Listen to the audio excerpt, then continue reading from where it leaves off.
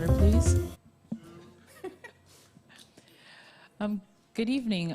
Thank you all for joining us. This is our third and final panel for the evening. My name is Mikhail Solomon. I'm the director of Prizm Art Fair.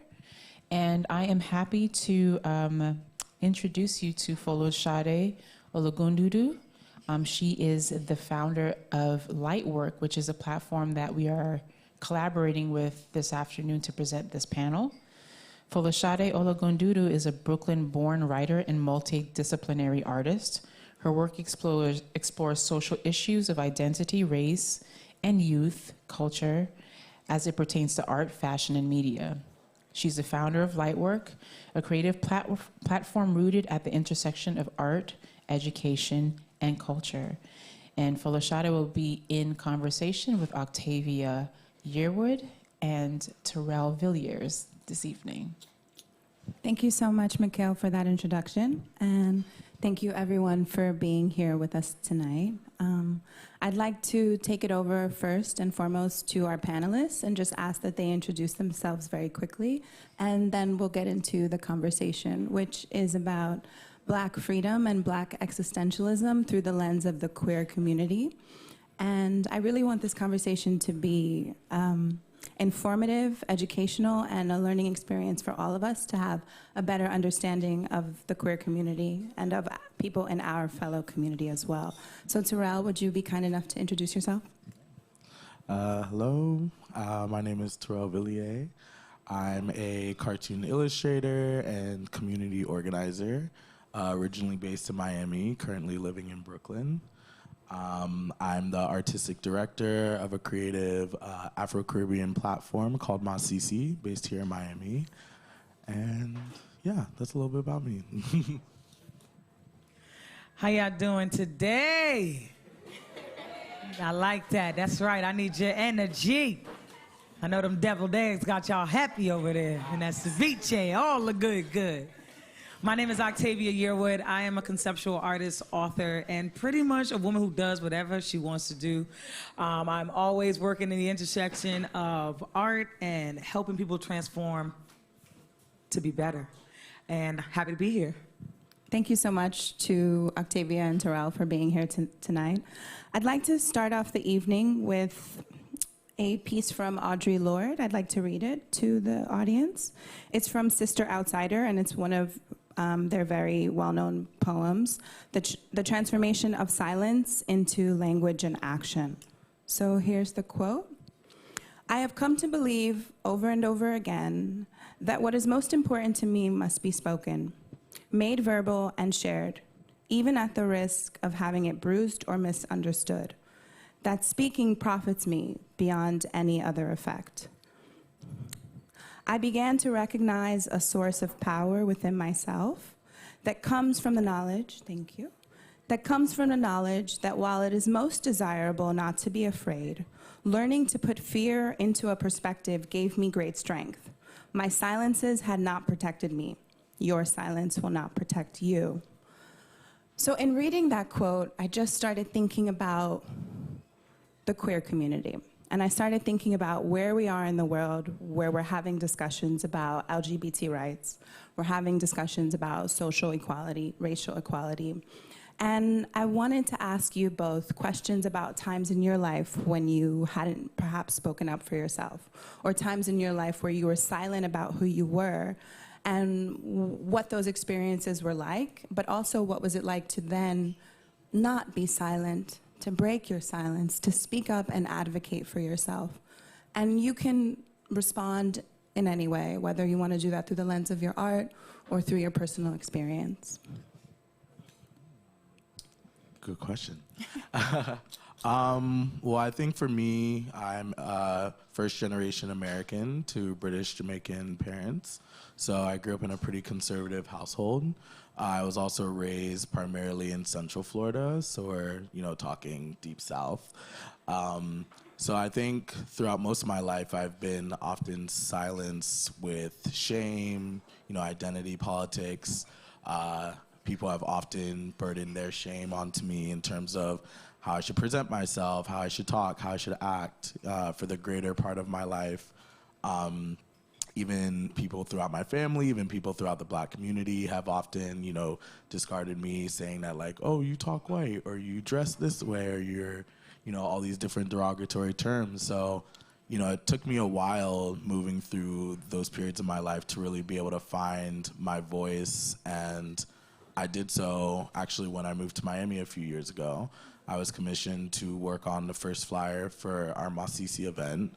And Masisi was created to create an intentional space to explore, your Afro-Caribbean identity through your queerness.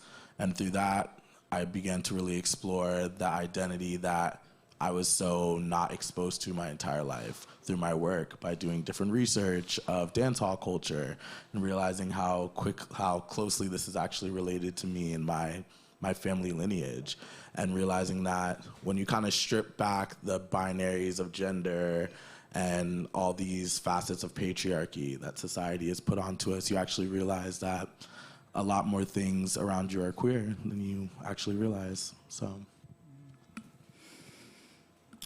So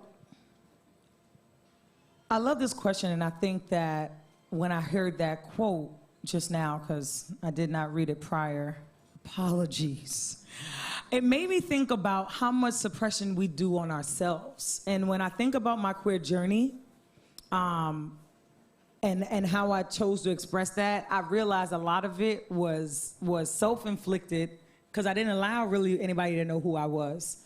I grew up in the foster care system to a drug-abusing mother, and so my biggest goal was to never be like her, right? And so in not wanting to be like somebody, it was about making sure I kind of like created this cookie-cutter image of myself, which queerness just doesn't fit into. Right? I became an educator, and then I found every reason to not be open with my queerness. It was like, I'm an educator. I don't want my job to be at risk because they found out that I'm gay. I am this, and so I just want to make sure that nobody gets anything confused, right? And liberation really came when I started to really allow myself to be all that I am, which is things that is uncomfortable for other people. And so through my work in particular, after getting there, art was a really huge vehicle in allowing myself to liberate and be my best self. And then also it just came to, I never had to come out because I was in these kind of spaces, right? Like, you're not my mom, you're not my dad. I don't need to come out to anybody. I don't have any fear because you can get rid of me at any moment. Right? But it did show up big, and when I really started to lean into that more was when I realized I was here in Miami, and there was no spaces for Black, queer people exclusively, especially women, identified people who identified as women. And I was like, damn, how I'm supposed to find a bae? You know what I'm saying? How I'm supposed to find a boo? Ain't no spaces for us to meet. And so, as a creative, as an artist, like you did with my CC, I did with This Girl's Lunchbox with another partner at the time. And we created a space that was open and exclusively for queer identified women who are creative and who are Black. And that's when I outed myself. You both have said like so many things that I'm just like, okay, which thing do I center on? But I kind of want to just maybe unpack a little bit of like, what does it mean to be queer? Yeah, good question. I think it's so many different things. It's evolved in so many different languages over the past 2 to 3 decades. But when I think about it, it's really extracting the concept of the binary. And not just the gender binary, but the binaries that any form of capitalism, patriarchy, gender, any societal binaries that puts on you. It's really the concept of living life as fluidity and naturally as it comes to you. So when you think about it in retrospect, anyone could truly be queer as long as they're willing to actually, abide by who they want to be as opposed to what society or somebody tells you to be. Yeah, great answer. Being queer, we're sitting here on a panel talking about being queer, like being queer is so different, right? If we really step back and thought about it, we will realize that each and every person in this room is different. And that's okay. That's your superpower. And being queer is a part of my superpower because I get what y'all don't. That I'm different, and it's okay, and there's actually power in that. And so that's what I have to say about that. So I want to just pan over to this James Baldwin quote, which kind of speaks to exactly what both of you are saying. Men have been sleeping with men for thousands of years and raising tribes. This is a Western sickness. It really is. It's an artificial division. Men will be sleeping with each other when the trumpets sound. It's only this infantile culture which has made such a big deal of it. Another quote. It seems to me simply, a man is a man, a woman is a woman, and who they go to bed with is nobody's business but theirs. I suppose what I am really saying is that one's sexual preference is a private matter. I resent the interference of the state, or the church, or any institution in my only journey to whatever it is we are journeying towards. But it has been made a public question by the institutions of this country. As long as I react to nigger, as long as I protest my case on evidence of assumptions held by others, I am simply reinforcing those assumptions. As long as I complain about being oppressed, the oppressor can, in consolation of knowing that I know, the oppressor is in consolation of knowing that I know my place, so to speak. And so I think the idea even of being queer is a rejection of the norm. It's a rejection of the powers that be. It's about freedom, freedom of expression, freedom to live the way that you choose. And I think it's so interesting what both of you have said about coming to Miami, about not finding spaces for yourself, and doing the work of creating that space for yourself. So can you share a little bit how Miami has changed since you've been here? And since I want to start by saying that queer is not a choice. Okay, yes, please. I just want to name that really quickly because this is just, it's not a choice. It's how you feel, and it's a respecting of how you feel in your truth as opposed to leaning in and stepping into societal norms so that you could feel safe. And safety, I think, if we want to really talk about queerness and how it's so different from a heteronormative world, safety would be my number one thing to talk about. Absolutely. Can I share another quote from Baldwin? If the quote talking about safety. That part. A black gay person who is A black gay person is a sexual conundrum to society long before the question of sexuality even comes into it. I'm paraphrasing. Menaced and marked because he is black or she is black. The sexual question comes after the question of color. It's simply one more aspect of the danger in which all black people live. You understood the assignment. It was about safety. I think, the topic of safety is really important because, I can stand firmly in my queerness, but I can also stand firmly in understanding that all of us on this stage right now are cis-presenting. We still do move through society, even as queer people, as safe people in the society. I can wear whatever I want, but I can't, I haven't yet, or haven't gone through the process of genetically modifying my appearance to transition into more of a non-binary appearance or a trans appearance. So I think with that, I also always like to really challenge these conversations and who we're kind of putting as the face of queerness because, as honored as I am to be here to have this conversation, I'm not the face of queerness. I would say a black trans woman is the face of queerness. They go against the binary on so many different ways and literally risk their life every day to do anything that they can just to exist out here. So I really do, when we talk about safety in retrospect to heteronormative politics or to the queer community, I really challenge us to kind of question who are we speaking about. I really challenge us to think about what anything presenting means. What does that mean? If I tell you I'm non-binary right now, that is the truth. And that's all you need to say. You can't come back and say, well, you look like a girl, or you look more feminine.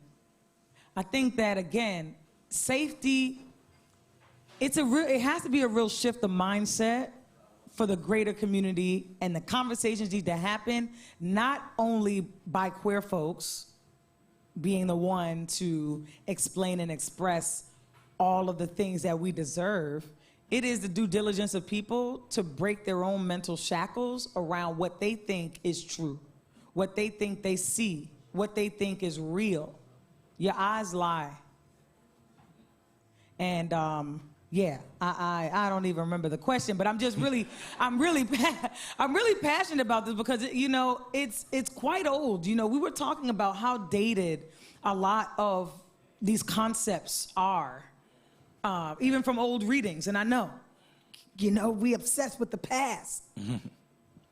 But it really is important for us to tune into right now too. There was so much that they didn't have that we do now that we don't have any other excuse about understanding that we are different and it's okay.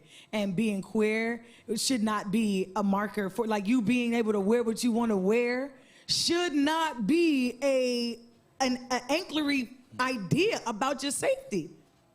That's an issue. Yeah, no, I hear that, and I love that point that you made on that. I do think even with that, there is a consideration of, like, for me, I always ask myself, like, how I'm taking up space in the queer community as a cis-presenting person, and how I'm, like, allowing more space and opportunities for people who are not afforded the same privilege due to desirability politics, presenting politics, privileges that come with being cis-presenting. It's like, I can only speak from the perspective of, you know, my experience where most of my life I spent closeted because I was shamed to. Right. You know, there are a lot of people that transitioned very early into their lives and had to endure a long life of, like, having to deal with all sorts of, you know, oppression of all sorts of, I mean, we talk about oppression of Black people, picture the oppression of a Black queer person or a Black trans person. So, you know, as much as, like, you know, I'm coming into the identity of, like, kind of, like, considering myself, like, non-binary, I'm also trying to also be very wary of how, even as a non-binary person, how am I taking up space with that title? How am I using that title and using my spaces and my platforms, whatever I do, to share stories on those who are still not afforded the same privilege as me? And I think, you know, that's one thing that I have been very grateful for, you know, with Masisi and the work that we've done, you know, creating those spaces. You know, a lot of my work more recently has been trying to tell stories of, you know, queerness all over the globe and what it looks like in all different forms. You know, I can only tell my very minute, specific story, but I think it's important that as we move into this era where we're obviously seeing this kind of, I like to call it like a Black queer renaissance is happening right now all over. There's this shift where, you know, queerness is definitely the new Black, as people are saying now, whatever, which is basically, you know, white people's way of saying that they're trying to profit off of it. So let's talk about it. You know, if y'all are gonna profit off of it, then where's, you know, the representation? It's not just about representation. It's actually allocating resources of safety, actually allocating, like, an understanding of wellness for these people. So it's almost not enough just to be seen, but it's just like, are we protecting these people? Are we preserving their lineage? I want to add one thing to that, because I think that was great, and I want to say also to not only people who aren't afforded it, but also people who won't take it. Because if we realize that you ain't afforded much, you gotta take it, right? And we felt strong enough and powerful enough to do that. And art has really shown to be the resistance. That's a perfect segue, because I really want to talk about your art and your art practice and, like, what is it that you're advocating for through the work that you do? Yeah, so like I said, I'm a cartoon illustrator, comic book artist. I've been drawing cartoons since I was 6. You know, I never really saw myself taking it anything extreme until I started illustrating these flyers for these events, these queer events, for different queer artists, chefs, and collectives in different places. And I began getting this very overwhelming response by the queer community that was really coming from the perspective of we've never seen ourselves depicted in cartoons before. And that really forced me to actually go in and research, like, are there any existing gay or queer cartoons, or have they lived? And there hasn't been. So, you know, when we think about the history of cartoons, how it's been used for propaganda, how it's been used for, you know, many different capitalist tactics, the biggest thing that it's been used to do is translate to all different ages and all different people across the world. So I really want, you know, through my work to be able to translate these lives and these stories through cartoons. So not only that it's speaking to our generation, but it's speaking to the younger generation, and it's giving them an opportunity to see themselves in the form of our cartoon. So. Love it. Yeah, and so I mentioned earlier, I don't know if you remember, I said I do whatever I want to do.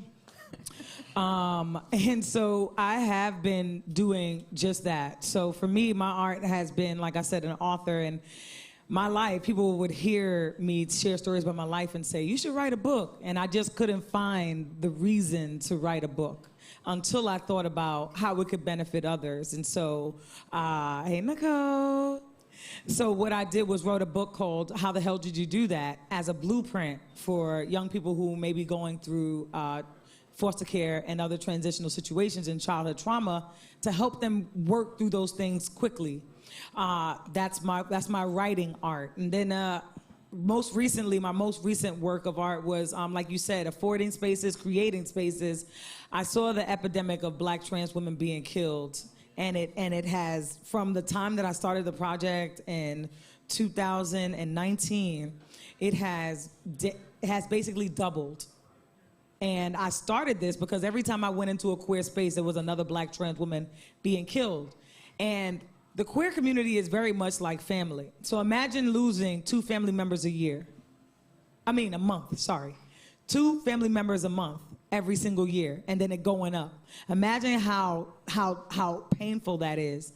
And so I just felt like Black trans women needed to be seen in film. They needed to be heard. They needed to be related to. They needed to be understood as much as people could in the safety of their own homes, because people are real ignorant on these streets. And also because it is up to you to learn on your own, not giving the labor to the people who are just trying to live their lives. And so the Transform, it's on Apple TV now. I took it all the way. It's on Amazon Prime as well, and Out TV. It's a docuseries that documenting the lives of 3 trans women here in Miami, and really showing people what the existence is like for people that have that experience. And then there's a slew of other things, but all of my work is very much rooted in people being able to connect to one another, to realize that we're on the same level. We're all human. There's some place where we can connect, and it's our duty to find that place. Absolutely, I couldn't agree more. And I really want to speak to, the question that I posed earlier, which was like, how has Miami changed? How have, you coming here, connecting with people here, building a community of people who feel safe and feel comfortable and have a place to go? Like, just listening to you talk about there was no place to go. It's like, wow, what the fuck? You know? Yeah, there was really nothing when I came. When did you get here? When did you get here? I came in like 2019. Okay, so yeah. very recently. Okay, yeah. I started This Girl's Lunchbox in 2013, and I got here, 2014. I started it. There was nothing. Now, ever since This Girl's Lunchbox, there's been a whole lot more queer activity happening, but it's changed. And Black queer things, Black queer activity. Let me change that. Because Twist's been here for a minute. White gay boy's been getting off for a long time. Yeah, I don't know. I feel, I will agree. I will say that in the time that I've been here, there has been a little bit more representation for the Black and queer community. I will also say that's not enough. And it's... once again, yeah, no, exactly. I think it also kind of goes back into what is representation if there's nothing really coming after it. I personally had to leave Miami because, to me, I don't think Miami is a sustainable city for queer people at all. And that's just the reality of it. When we think about the origins of the South, specifically Florida, it's very deep-rooted in conservative culture. And then we also think about the Caribbean's relationship to it, which is also deep-rooted in conservative culture and Christianity politics. You know, I was raised Christian in my household, so I understand the Bible back to front. But a lot of those ideologies were specifically built to discard queer and trans people. And then we also take into consideration that Miami is a very hyper-capitalist city. Capitalism doesn't run on the identity of queerness. It extracts from the identity of queerness to make money off of it. So I don't know. I definitely think, you know, with Lunchbox, with people like Masisi, with like places like FemPower, like we've been really fighting this fight to like not only just give representation, but also provide access to resources and care and spaces and security. Personally, I've reached some dead ends. I don't think that they're completely dead. I think that there's more pushing that we can all contribute to. But I think, once again, that goes back to you asking yourself, you know, how much do you actually care about this issue? How much do you care about this community of people? Is it enough just to be a surface level thing? Or are we actually pushing for safety for these communities? Because to also tap into what you were saying earlier, we talk about the documented deaths of like Black trans women. Those are only the ones that are documented. Right. Realistically, there are tens of 20 of these girls that are dying each week in our community that we don't even know about. And multiply that by months and weeks in the year, it's pretty drastic. Yeah. So, you know, it's almost not enough just to show them, because sometimes even representation can be harmful for these communities. It's like, how are we actually preserving and protecting them? I'm curious about the dead end. What challenges have you, not trying to take your job or nothing, but I'm curious, what challenges have you come up against that you feel like it's a dead end? Because Yeah, no, I mean, first off, you know, when Masisi started running programming, you know, to create a very intentional, safe space for queer people, we initiated a tiered pricing system that essentially made the cheapest part of the tiered pricing to allow access for queer and trans people to be at the lowest rate, and anyone who was cis-presenting, white, you know, of that sort would pay the most. Many venues obviously didn't want to do that because that was taking a hit at their brand, that was taking a hit at their capital. You know, not to mention also interacting in other nightlife spaces, clubs, different venues. Multiple security has, you know, been very violent with queer and trans people, misgendered people. You know, I myself have been like very violently pulled off platforms at clubs because they were girls only to dance on, things like that, you know, that we don't even think about because it's so ingrained into our society, it's so ingrained into our head, but these are actually like very harmful and very violent for queer people. And then we think about just, you know, access to like actual jobs and like funding for these communities. The reality is that even in the arts community in Miami, you have, you know, there is a greater majority of like a white or a cis-presenting artist to have access to grants, have access to residencies, have access to funding than there are to the average queer, non-binary, or trans artist. A lot of those people aren't even allowed in some of these artist spaces because they don't feel welcome. Just so you know, I'm looking at you from the screen. Yeah, I mean, the language is not accessible to them. We're talking about people that weren't granted the opportunity to go to college and granted into, you know, institutional spaces. So like, how are we still making things accessible to these people? You know, I personally am friends with, a good amount of like trans people in the community who have to resort to sex work in order to survive. You know, how are we offering jobs and access to finances and resources where, you know, these women or these men don't have to risk their life? You know, we talk about COVID and the global pandemic. I had a lot of friends who had to do sex work in the pandemic just to survive. Yeah. You know, we don't think about those things when we're talking about like stay in your house, like you can't go to work. Where's their unemployment? You know, where are their pensions? Like, where's their like money that they get from being laid off from their jobs? So I don't know. I just think there is a lot, you know, not to say it's a complete dead end because I like to always have optimism towards the future, but I have run into some dead ends on my part, and I'm urging people to go that extra mile. And this is exactly why, when you said earlier, you're not the face of the queer community, neither am I, because my experience is completely different than that. and here in Miami. For me, Miami has been to the proverbial beach. I have been able to take water and sand and mold whatever it was that my mind could think about. Miami actually showed me that that was what I could do. It really allowed me to take risks with being creative and just trying things and just being like, whatever. And then Miami was receptive to it. I always say Miami's biggest claim to fame isn't the beach, it's the access. You get access to things and people and places that you just wouldn't get if you were just in any other city, and so that has changed me because it's very transformational to be able to mold into reality what you see in your head. And that's what Miami has been for me. I think that's really beautiful, but it's also very interesting to hear how different your experiences have been. And how, people always talk about Blackness as a monolith, right? That's a piece of a much larger conversation, but it does highlight the fact that while you may be described as being all the same, what you really come to discover is that everyone is an individual and everyone is unique. And everyone has a different story. And, you cannot just lump people into one category because of their color, because of their gender identity, because of these qualifiers and these identifiers that the world is organized around. So I think it's just really powerful to share that with everyone in the room. And I kind of want to touch on this idea that's kind of been eating away at me, which is just like the fact that queer people by and large are so often not accepted within their own community, if we're speaking about Black queer people.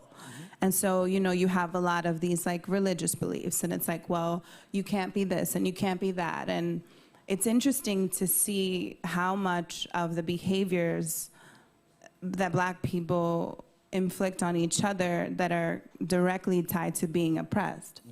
And it's like, oh, so you don't recognize that behavior as being the same thing that's been oppressing you for like hundreds of years. You're completely okay with doing what has been done to you. And I also kind of want to just unpack that a little bit. And like, skin folk is not always kinfolk. People who look like you are not always riding for you, I mean, I think that that's perpetuated in the home too. Right. It's perpetuated everywhere. Black people are not unique to that. When you think about families, the oldest kid gets yelled at by the parents, they're going to yell at the youngest kid. If they feel like they get disciplined from their parents, they're going to want to discipline their siblings. Like, this is just human nature in a cycle. I'm curious as to more, if you could give me just more about, or if you have something to say about it, but I think that that sounds like to me just human behavior. Yeah, I think for me, I've done a lot of research around this topic just in conversation with people, as well as like looking into things, particularly referencing the Caribbean community. I think one thing to take into consideration is that in a lot of Black communities, when people think of like queerness or homosexuality, they immediately think to it as a white concept. And we ask ourselves, why do people think queerness or homosexuality is a white concept when there are hieroglyphics that have queer ideology on them? I like to always think back to, as dark as it is, we think about like slavery specifically in Jamaica. Slave masters used to demasculate the slaves by raping them publicly. And that triggered a generational trauma within the society that provoked one of the most horrible, like homophobic, transphobic islands in the Caribbean. So as much as like, I can't really, because, I'm not really making excuses for anyone. I think at the end of the day, we all have to evolve and we all have to learn, on our own time. I do want to also afford the grace that we are talking about generational trauma. We are talking about people that have also witnessed queerness and witnessed like the oppression that has been put on a queer body. We're talking about Black people. We already have enough oppression on our bodies. We don't want to add another strike onto our back by also walking out on these streets not only as a queer person, but a Black queer person. So, those are like a couple of points that I could say, but I also just think, general like patriarchy, access to capitalism. Like when we think about what is making the most money, what has the most access to resources, what has the better reach to jobs, we're looking at a cis-presenting person. People aren't going to risk their livelihood to, unfortunately, be their true self. We have a lot of people in these communities that are doing things behind closed doors that they don't want to admit to the surface because they're not afforded the privilege to be able to, because they grew up in households that would, be violent towards them if so. So I think it's a greater conversation of how are we challenging these norms in our home, like you said, like how are we challenging these things in our everyday lives with our kids to teach them that, hey, it's actually, we're in a different time. You don't have to live in this sheltered shell and this like shameful shell that we had to grow up in. It's that, to me, that's the evolution of life. Like things don't have to be as stark as they used to be, only if you allow it to be. Yeah, I want to sort of pick back to what you said, Octavia, about, the comment that it's really human behavior and not about race or not about color. I wanted, maybe I misunderstood. I didn't say that. Okay. I just said it was human behavior, period. Not any kind of correlation, not digging into. Right. But you see that as something that is more a human element and has nothing, and is not about race. I don't think anything is ever about one thing. It's always layered. Definitely. At the basic level, though, is what I was talking about as far as it being human behavior and practicing what you see. You see that when you have a family that actually raises their children to say, y'all all different. Y'all need different things. Different people are good. They educate their children on not the binary, but the existence of human beings, like all the ways that human beings can show up. You see that child go out into the world differently. So it sounds like what you're talking about is the nurture that comes from the home, things that come from, a home environment, but also a level of education which is inclusive of everyone, right? A level of understanding about the world that doesn't isolate anyone, but includes all people. That's right. I love that. I think that's a big, just going back to what they just said as far as like people basically being on the down low, right? It's the same thing. They're on the down low because they were not taught and shared that it was okay for them to be who they are. And then that repression, the psychology that's attached to that type of oppression, that mental suppression, that anger, that angst, and then now so many other things spawn out of it. Yeah, I don't know. Including violence. Yeah, I don't know. I just think it's really important in this day and age to really start opening up more dialogue in the Black community about genocide amongst our own people. I mean, I've always kind of said since the Black Lives Matter movement, like how are we out in the streets saying Black Lives Matter when we're turning a blind eye to Black trans killings every day? If we're gonna say, if we're gonna stand up for ourselves and stand up for ourselves as a people, why are we not standing up for all of us? It's really important that we don't distance these people from each other because, we're actually doing a lot of this work for these people ourselves if we think about it. Most of the killings by Black trans women are at the hands of Black men. And that's just something that I think everyone needs to think about. And let's just be honest.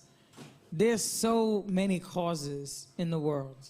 As an individual human being, it could be daunting to section each and everything, to put 100% passion in every single thing. But the thing coming down to it is humility and, like you said, education. If you start to do that again at the home, we can start to teeter this down. And if it starts at the home, it's going to start with you. It can also start through the arts, right? The arts is such a beautiful platform to educate. It's a tool for sure. Yeah, I'm very anti-institution, so nice to meet you. Anything outside of the institution of education for learning, I'm here for, because the institution of education was built against Black bodies, and I believe that it will continue to be that. I'd like to sort of round out the conversation now and sort of talk about the fact that, you know, I let Audre Lorde and James Baldwin sort of guide us, right? I use their quotes and I use their words to kind of make us think about things in a different way. And so, you know, as two prolific writers who come from a previous generation and we're living in a different world, it's a different time. I'm sort of curious to hear, like, last thoughts before we put questions to the audience, if there are questions. What are the kinds of things that you'd like to see change right now in the queer community? What are the kinds of things that you would be interested in being part of, to be a part of that change? And maybe just the small bits. Hold on, the Lord is calling. Hello? I know it's a big one. I got it? All right, I'm gonna try. Yes.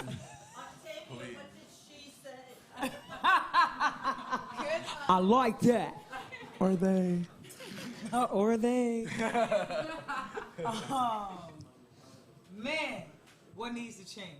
What would you like to see change? What would I like to see change? AKA what needs to change. Got it. Education, homes need to be more well-rounded. I think that, because I'm an educator first. That's why the Transform was a docuseries, because I felt like education is going to be and is a part of the tools that's needed for people to stop killing Black trans women.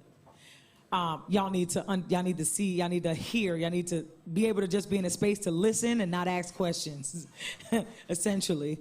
What I would like to see change is people really just get back to the root of loving yourselves and loving one another. Teaching our young people and really doing some work to shift the generation. It's really sad to be a human these days, because it just is a cycle. I look at old films, I read old books, and it's the same shit popping, y'all. Like, what's good? Can we change something? Why are we living in a recycled situation, same cycle over and over again? What I would love to see is a reversion of that. If this world, the way it's been, the cycle has been super shitty, then I could only imagine that the reverse of that cycle could be whatever opposite of shitty is. I don't know. What's the opposite of shitty people? What's the opposite of that? Good people. Just good. Good people. Good people. Yes, thank you. Come on, y'all. See, we got to start now. That is what I would love to see. I would love to see us actually dig our feet, hands, and body in to really create in this different world that we say we want. And that starts with you. Look at your shit and admit to it and change it. And then teach the young people around you. Teach your friends, because people learn from people they like. Hopefully you likable. We can only hope. That's all I gotta say. Yeah, no, I mean, honestly, I'm gonna piggyback off of what Octavia said. I think, you know, even referencing, you know, our fair maidens, Audre Lorde and James Baldwin, you know, give them their flowers. I'm so grateful for everything that they put out for us to even, you know, obviously move in this space the way we do. But I do think I am personally kind of tired of seeing the same revolutionaries get shine for stuff that people are actively on the ground moving today. You know, I think we need to remove the hierarchy out of, you know, and I think that kind of comes with the idea of the institution, like removing the hierarchy of people who have more acclaim when it comes to writing or being able to have spoken about these issues in the past, and actually being on the ground and hearing from people that are in the struggle now. You know, I'm very grateful to say that I'm in community with a lot of brilliant creatives, writers, artists and musicians who are, you know, uncovering topics about the climate crisis, queer identity, you know, access to resources, like just all sorts of things that, you know, unfortunately won't get the opportunity to be seen or heard because we're still hyper-focusing on the Audre Lordes and the James Baldwins who have had their time, and we're grateful for them, but there are people here who are shifting that narrative. And also, we have to keep in mind that was a different time then. We're living in a completely different era now. Queerness does look completely different now than it did years ago. So, you know, how are we challenging, you know, these these writings, how are we challenging these institutions to actually give access to people who are on the ground running to actually tell their stories as to what's happening now. I also think it's important for us to, kind of to tap into what you were saying. The young generation, they're slapping right now. They know a lot. They have access to the internet, and they're actually really on top of a lot in terms of, identity politics, on top of, politics, like things that I didn't even have access to when I was in grade school. These Gen Zs are really out here doing the work and putting it out here on these social media platforms for us all to be able to learn from. So I think also removing kind of like that ageism from it and removing the hierarchy of age to, be susceptible to learning from everyone. Like, you can learn from your elders, but you can also learn from the younger generations too.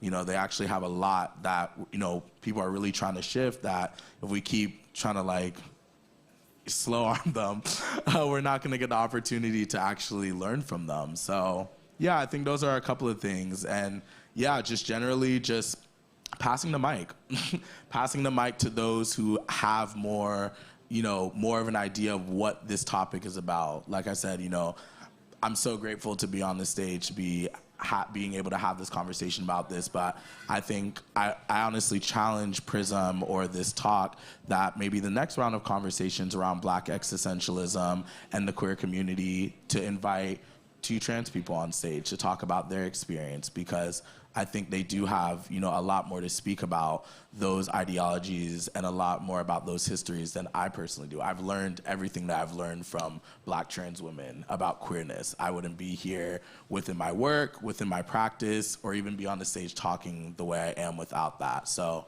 I definitely challenge us to all kind of listen to our fellow trans cis or trans sib out there, because they know a lot, and they, that's where we're moving into the future. So Thank you for that. I want to round out the panel now, and I want to thank Terrell and Octavia for joining us, and for Mikhail for putting this together with Prizm. Thank you so much. And now we have the section where we can ask questions. So if anyone in the audience has questions, please feel free to ask them now. Go easy. I bite. Yeah, please. So Terrell, I disagree with you in some areas, in the sense that there's a great conversation between Audre Lorde and James Baldwin called Revolutionary Hope. I don't know if people have had a chance to read it, but it basically it reveals deeply that our heroes are fallible, right? They're all human beings, right? So Ms. Audre is saying to Mr. James Baldwin, who I adore, I'm a Black woman. We need to talk about the ways where it's really easy for us to talk about differences, like us vis-a-vis the white world. But when we talk about sameness, that's really when we run into problems. And then James Baldwin is like, no, we need to talk about differences, because like white world comes out and oppresses us. And she's like, no, but when I'm walking down the street with my wife, with my woman, the people attacking me are typically not white people. They're young Black men between the ages of 20, and I've done nothing to them. So what are you doing about that? She's saying to James Baldwin. And he's like, no, but we need to talk about white people and what they're doing to me. And she's like, no, I need you to talk about the fact that when I'm walking down the street with my woman, the people that are attacking me look like you. absolutely. And he cannot, and when I say I am obsessed with James Baldwin, I mean, this man taught me everything I know. Amazing. I think that there's so much wealth in his work that I'm not sure any of us can touch him, because there's a conception, there's a way, he gave us a language to describe so many things that I just haven't encountered somebody who's done that same work. But to see in him this inaccessibility to dislodge his position of power that comes from his gender, right? And be able to hear what she's saying, it's actually brilliant. I mean, people talk about the Nikki Giovanni interview, which was also very powerful. Right. That has video. This didn't have video. This is just text. Oh, Revolutionary Hope, if people want to Google it. It's fantastic. And also painful. Right. So I guess the conversation, the thing I want to say, I guess it's a question is, let's talking a little bit about how do we simultaneously have that conversation about difference, because that we do need to have that, right? This larger power structure. But really doing the work about sameness, which is what I think this conversation was about, the conversation about our sameness and how, but in practical ways, how do we begin to dismantle these systems? Some that is inherited from the outside world, but frankly, like a lot of it is just generated from within. But like practical ways that we can dismantle it. And I just don't know if reading on social, I think the kids are amazing, but I feel like there needs to be more. I don't know if that's a question. I don't know. No, thank you for posing that. And I also want to preface with saying, by me challenging, Audre Lorde, and that's not by me not saying that they haven't done great work. I've learned a lot from the readings that I've done from both of them. I think what I was really speaking towards is talking more to what's happening in this present day and age. When we're talking about queerness specifically, not necessarily just blackness, all I'm kind of trying to allude to is having the opportunity to give to floor to, Black, trans, and queer revolutionaries of today. Because not to say that Audre Lorde and James Baldwin weren't speaking miles beyond their generation at the time, but I do think it's important for us to hear about what's happening today on the ground, from these people here. I obviously, can't challenge whatever you're seeing on social media because I'm not on your page, but I can say that, like I said, I've been very gifted to be amongst a community of really brilliant scholars and writers and artists that speak towards these issues in magnitude. And I do challenge these institutions to look, I guess, just to do a little bit more further research into who's kind of doing the afterwork of Audre Lorde and James Baldwin. Not necessarily disregarding what they did, but who's now doing the follow-up of that work of today. Because I do think, unfortunately, social media is a lot of these people's only platform to be able to share these thoughts and these ideologies. They don't have access to a lot of the institutions that Audre Lorde and James Baldwin did, even as they were two of the only people that did in those times. So I guess that's why I kind of speak towards social media, because there's a lot of nonsense on it. I'm not like a stan for social media, but there are people that are using that platform really diligently as a tool to educate those. So I think thank you for the question and the comment, and also just putting us on to that conversation between. I'm sure. But I know that we have to wrap up, so I just wanted to say thank you all for coming. Thank you for joining us. I know you could have been anywhere tonight, but you're with us, and so we very much appreciate that. Oh, no. And that's our panel. Thank you. Yes, thank y'all so much. Thank you. And thank you all. It's so wonderful to hear from all of your perspectives. And I want to thank everybody for joining us this evening. That is the conclusion of our panels for today. Again, I just want to acknowledge our event partners, the Knight Foundation, the Green Family Foundation, the Miami-Dade Department of Cultural Affairs, the Florida Division of Cultural Affairs, and Dashboard. So you can join us here tomorrow for another series of panels that begins at 1 and ends at 5. So I look forward to seeing you tomorrow. Thank you. Oh, and if we just need to quickly vacate the premises because they have an event happening here right afterwards, but you can go downstairs and enjoy yourselves. There's dancing, there's food, there's drinks, etc. Sorry? You can invite everybody to the Remy Martin. They can come to the Remy Martin tasting downstairs. Come to where? Remy Martin tasting. Oh, Remy Martin. Okay, so there's also, I was just informed that there's a Remy Martin tasting downstairs. So if you all would like to partake in that, you're more than welcome to. Outside patio. Downstairs. Uh-huh.